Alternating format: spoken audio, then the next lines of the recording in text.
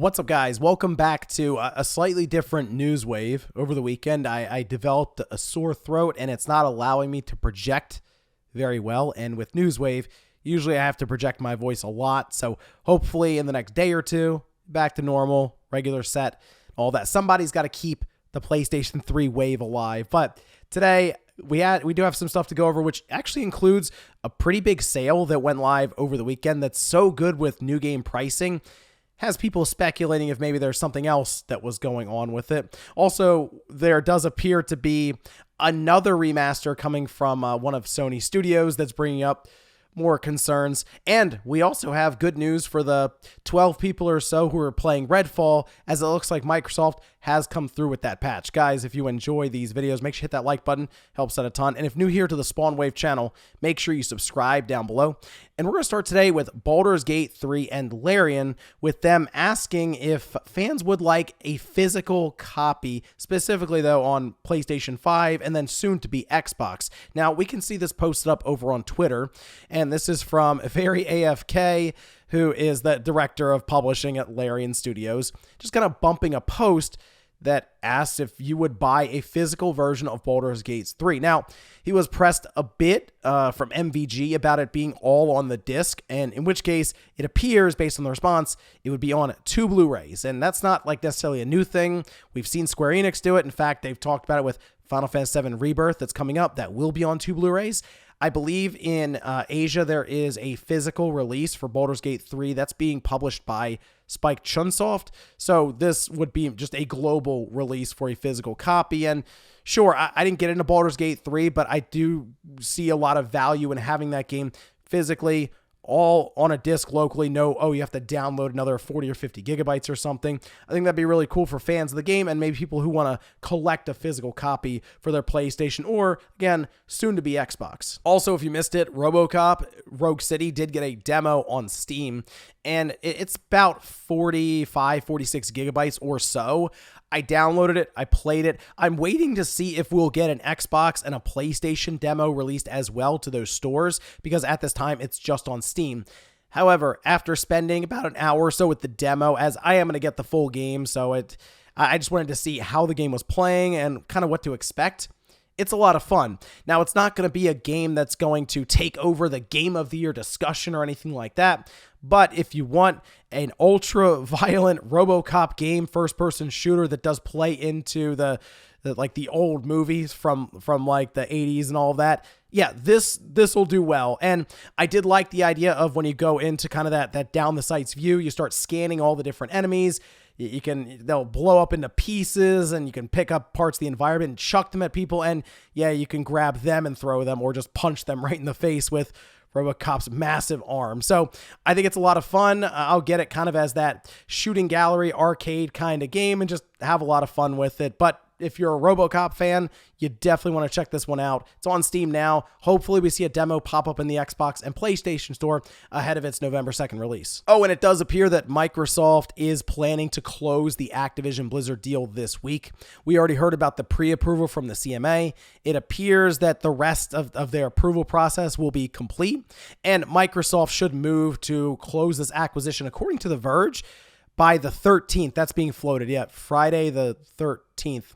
They can probably move the date up a little bit to avoid that whole thing, I guess. But in this instance, I'm sure they'll be happy to just close the deal any day they can, with the FTC still apparently looming, looking to maybe break up the acquisition down the line, which good luck with that. It seems like a very messy situation to try to work out. But I guess the big thing here is we'll finally be done with this acquisition that feels like it's been going on forever. And guys, with some of the quick news out of the way, let's get into the bigger stuff. Let's start right away with a certain remaster that appears to be happening from Sony and Naughty Dog. Now, Naughty Dog's been in the news for not exactly great news or reveals or anything. No, they've been in the news for, hey, they're having a hard time behind the scenes with Last of Us Factions, the live service game that they themselves hyped up and said that it got too big to just be a bolted on multiplayer for something like Last of Us Part 2. Since then, it sounds like Bungie sent it back to the kitchen and said, no, this needs more time in the oven.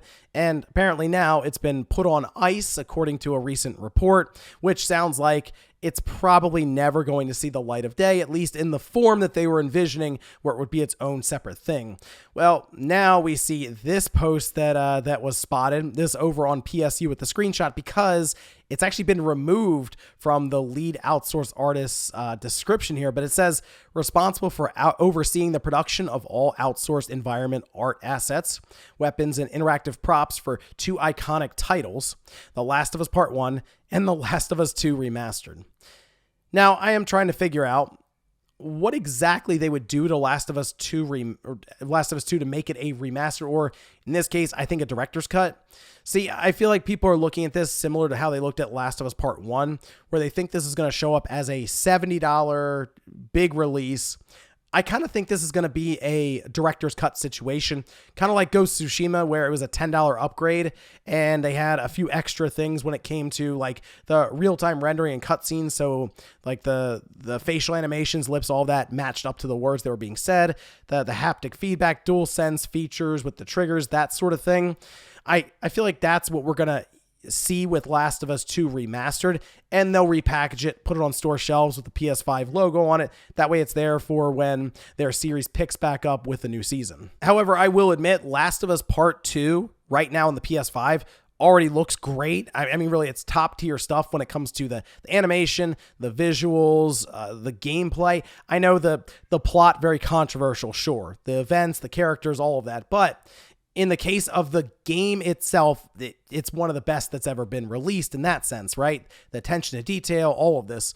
So when I look at The Last of Us 2 right now on the PS5 at 1440p, 60 frames per second, as they have done patches to it, I wonder how much further they can take the thing outside of, hey, let's just make more content for it. That would be interesting if they had like a side story that was also added on to it, whether it's bridging the gap to potentially Last of Us Part 3, or maybe a side story with Tommy or something like that. So I feel like in a vacuum, this would have been like a ho-hum thing, but the fact that we are hearing news out of Naughty Dog that they appear to be struggling with the current direction of this live service initiative, and the fact that it seems like it's going to be a long time before their next game comes out. When you hear about this remaster, Last of Us Part 1 remake, and then before that, Uncharted Legacy of Thieves collection, it's been kind of a boring start to the generation for what should be one of Sony's top tier studios. So here's hoping whatever their new IP they're working on ends up really impressing people in the next year or two when they show it,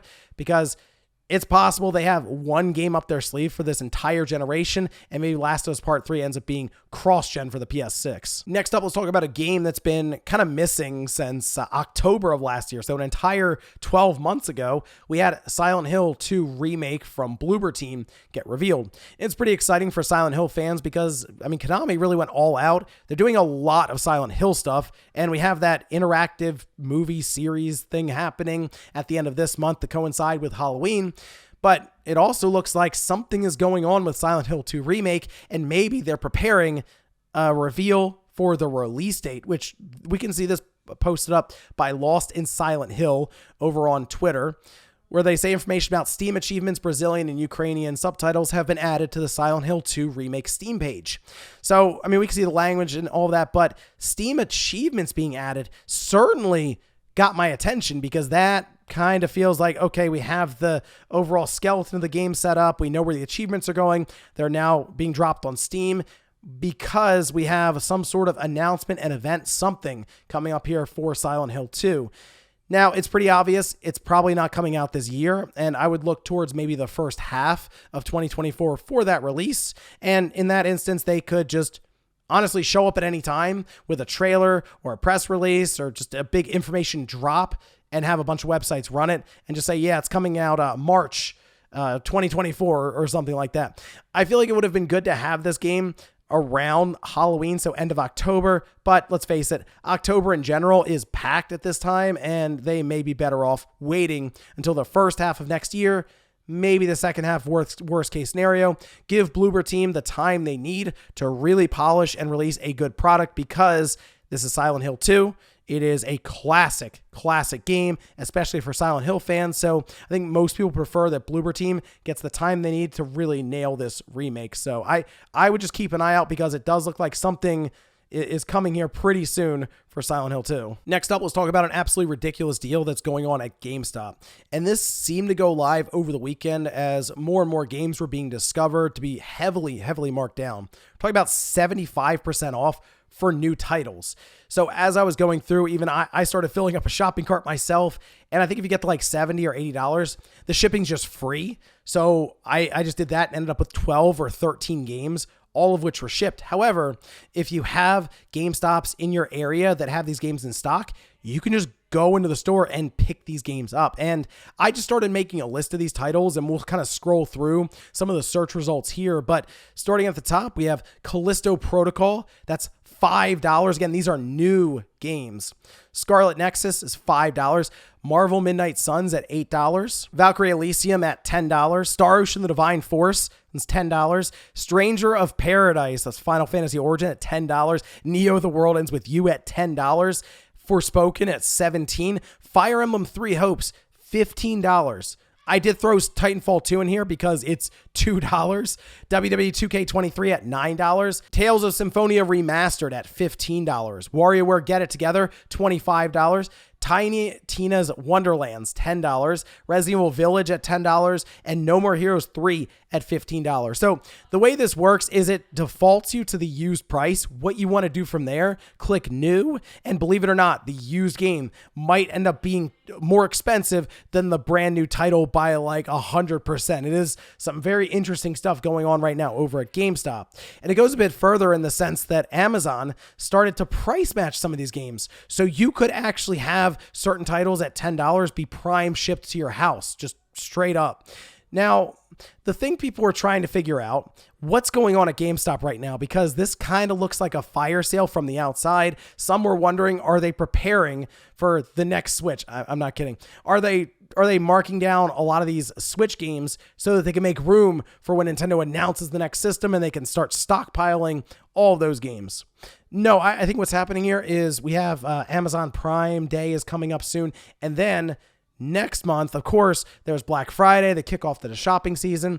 I think what we're seeing right now is GameStop, yes, clearing out stock, but actually just trying to bring in revenue so that they can flip it for products that would sell during the holiday time. This is actually a more common practice than people realize. So no, I think this is business as usual. And I think for most consumers, this is the time to take advantage of it, whether it's for holiday just gifts in general, you start shopping early, or maybe you want to pick up your copy of Star Ocean for $10. There's a lot of good stuff out there. I would definitely go through, see what's available to you, especially in your area, and then you can actually swing by a GameStop and pick up a bunch of games for like $20. And in our last bit of news, let's talk about the latest Redfall update that finally brings something to the game that people have been asking for since the game came out, actually technically since before release back in May, and that is the performance mode, bumping the game up to 60 FPS. We can see this posted up over on Bethesda's website, where they have broken it into different categories: performance, stability, user interface, accessibility, gameplay, combat, environment, and multiplayer. At the top,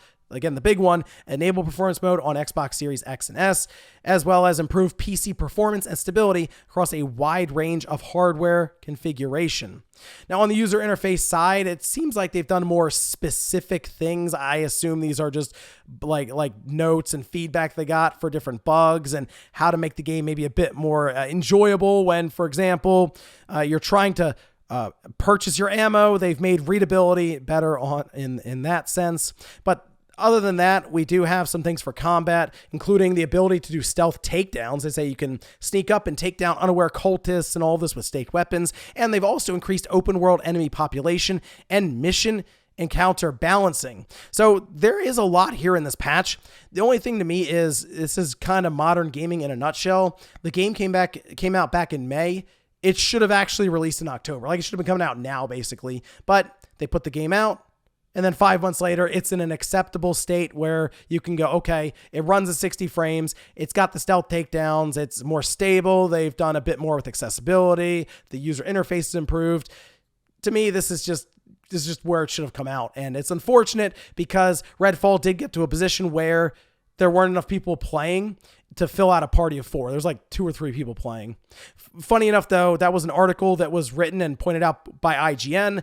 And then like 3 hours later, this patch dropped that actually spiked the player count by like 1,000% or something. It went up to 50. So that's a big improvement. If we work on percentages, I mean, that might be one of the biggest comebacks ever. It's like, move aside, Cyberpunk. And before we go to the comment of the day, we're going to take a look at the poll that I posted up yesterday, where I ask, when do you think Naughty Dog will release their next new game? Okay, 2025. I mean, 2024, I feel like is kind of out of the realm of possibility, considering Sony would show us the game and then probably spend a good 2 years, a year and a half, maybe just kind of marketing, hyping it up and all of this.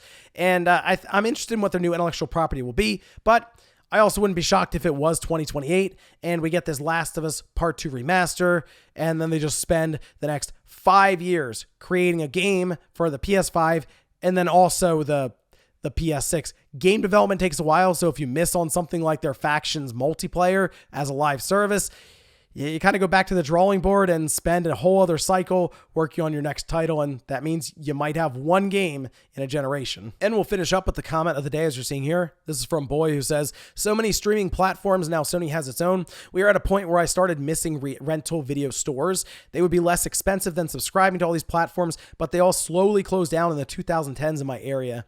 Yeah, you know what's interesting is you figured discoverability should be better now with these streaming services than when you go to the rental store. But something about going to the rental store, walking down the aisles and just finding a random movie or even getting a recommendation from the person at the counter was just, I feel like it was just more enjoyable. This could be nostalgia taking over here from my perspective when I remember the good old days, but maybe it was the human element getting the recommendation, or maybe it was just discovering something in person, picking it up, taking a look at the back of it, and then going home with it. And I mean, kind of trying to convince yourself that it was worth picking up in the first place, even if it turns out to be bad, and not just saying, okay, I'm out, going to the next one. No, you had to watch that movie. You had to go through it, right? You had to analyze it. You had it all weekend. That was kind of it. And ladies and gentlemen, that's going to do it here for Newswave. If you enjoyed this video, guys, hit that like button. If not, hit the dislike. Leave comments down below about everything we talked about here today. There's The Last of Us Part 2 Remastered, seemingly set up for, I think, release in 2024. What do you think Sony will do here to make the game feel like it's worth upgrading to, or maybe buying all over again? And also, what about this GameStop sale that went live over the weekend? Let me know if there was anything you picked up, and of course, drop some suggestions down below. Thanks, guys, for watching, and I'll see you next time.